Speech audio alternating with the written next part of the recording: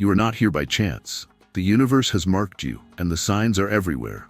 Whispers in dreams, a restlessness in your soul, and inner knowing. This message is your confirmation. If you've ever felt different, it's because you are. You've been chosen. And now it's time to awaken. You feel it not in words, but in moments. A subtle dissonance with the world around you, as though the rhythm everyone dances to isn't the one your soul recognizes. This is not alienation. This is initiation. Those chosen by the universe often begin their journey with a quiet awareness that they are set apart, not by superiority, but by sacred design. While others move comfortably within societal norms, you find yourself asking deeper questions. You are not satisfied with surface-level living, and your dissatisfaction is not a flaw. It is a divine spark. It is the universe's invitation for you to awaken. You question what others accept. You examine traditions, rituals, and inherited beliefs with a discerning eye. While others find comfort in convention, you feel a deep itch in your spirit, a pull towards something more authentic, more eternal. This refusal to conform is not rebellion for rebellion's sake. It is clarity.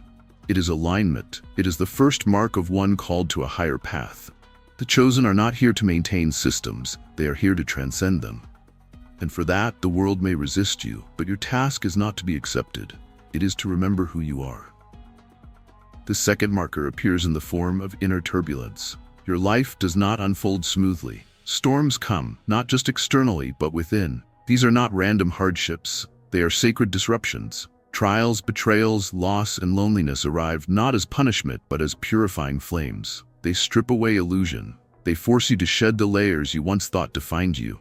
The chosen are forged, not found. Their lives demand a depth of resilience few can understand.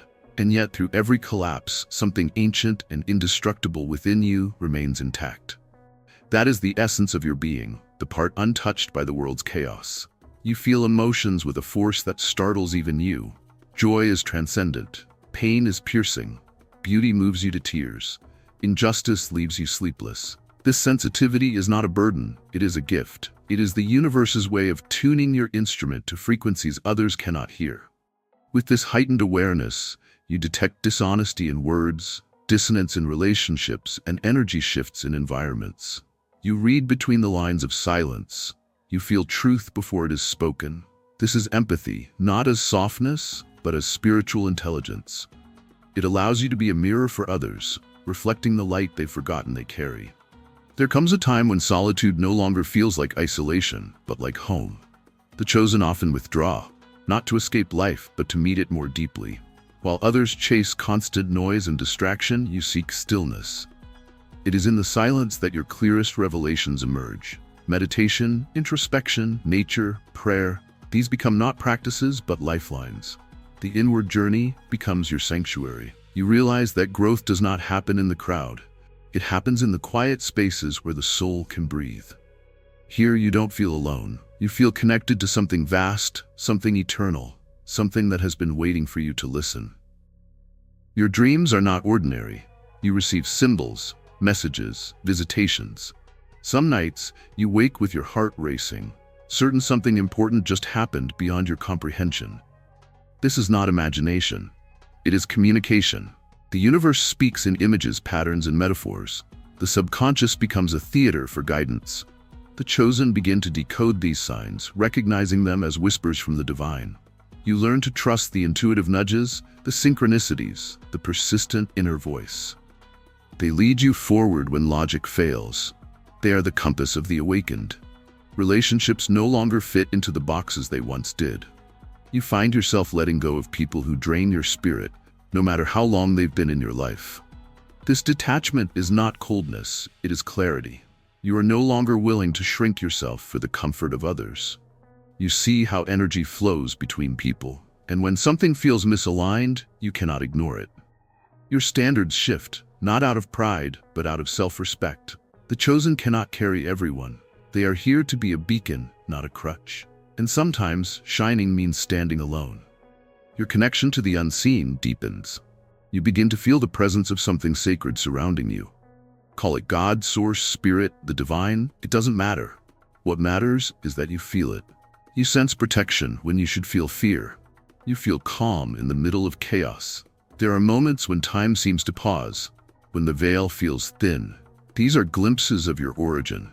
The chosen remember, not with the mind, but with the soul. You are being guided by something that knows the path, even when you don't.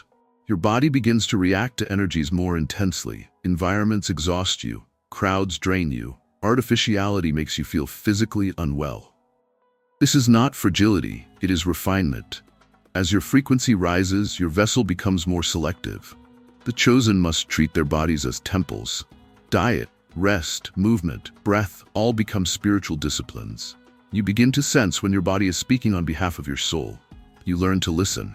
You realize that healing is not linear, it is cyclical, layered, and sacred. Your physical form becomes a bridge between realms. Knowledge becomes hunger. You are no longer content with passive consumption. You want to understand the universe, consciousness, time, purpose. You devour philosophy, metaphysics, sacred texts. You become a seeker, and everything becomes a teacher. Nature, pain, love, silence, all speak when you are ready to hear. This quest is not academic, it is existential. You're not collecting information, you're remembering truth. The chosen become living libraries. People come to you with questions, drawn not to your answers but to your energy. You radiate knowing without needing to prove it. You begin to experience spiritual initiations. These are not public rituals, they are private reckonings. Moments when life strips everything familiar and demands surrender. Deaths of identity, ego dissolutions, radical shifts. You lose jobs, homes, friends. You are emptied and then shown who you really are. Each initiation is a rebirth. And after each one, your light grows steadier. Your presence deepens. The chosen are not exempt from suffering. They are refined by it. They know that breaking is a prelude to becoming. Time begins to feel different. Linear schedules lose their grip. You feel moments expand, memories blur, intuition leap ahead of logic. This is not disorientation, it is recalibration. The chosen move to a different rhythm. They are aligned with Kairos, not Chronos, the divine timing that cannot be forced or predicted. You learn to wait, to trust, to act when called, not when convenient. You stop chasing and start attracting. Life begins to unfold, not as a series of tasks, but as a dance with the divine. The world's chaos no longer seduces you. While others spiral in fear, anger, division, you observe with compassionate detachment. Not because you don't care, but because you've seen the game behind the game. The chosen are not here to react, they are here to remember. Your peace becomes your protest. Your presence becomes your revolution. You anchor a new paradigm by refusing to be consumed by the old. You understand that the greatest service is inner alignment, that changing the world begins by transforming your frequency. You start receiving downloads, bursts of insight that seem to come from nowhere. Solutions, visions, ideas flow through you. You're not thinking them, you're receiving them. This is co-creation. The universe is speaking through you because you have become an open channel.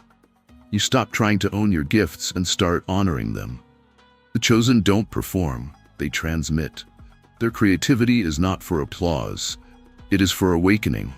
Art becomes prophecy, words become spells, actions become offerings, compassion becomes your compass. You cry for strangers, you forgive what others call unforgivable. Not because you are naive, but because you see the wounded child behind every monster. The chosen are not here to judge, they are here to transmute. You see through people's masks, you hold space without fixing. You give without losing yourself. And still, you draw boundaries like sacred circles. Love for the chosen is not a feeling, it is a frequency they carry into every space. You become uninterested in convincing anyone. You don't debate your path, you don't argue your worth, you don't explain your evolution. The chosen know that truth doesn't need defense. Your presence either activates or agitates others. Both are sacred. Some will be drawn to your light, others will reject it. That is not your concern. You are not here to be liked. You are here to be true. To live as a reminder of what is possible when spirit leads.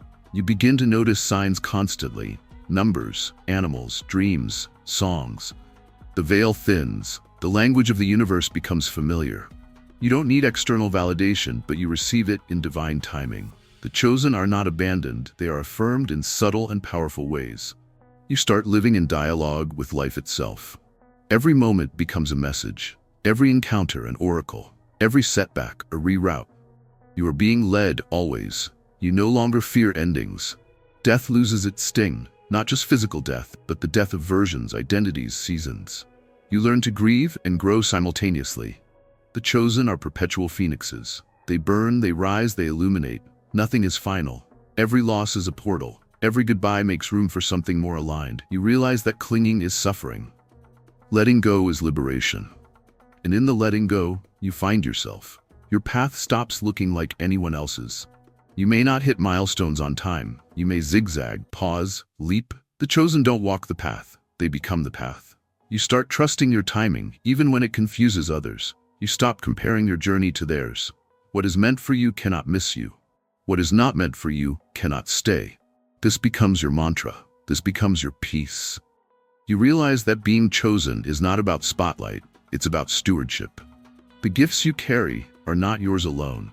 They are entrusted to you, to be used in service of awakening. You don't seek followers, you seek freedom. You don't need praise, you need purpose. And your purpose is to embody truth so fully that others remember their own. You live as an invitation, not to worship, but to awaken.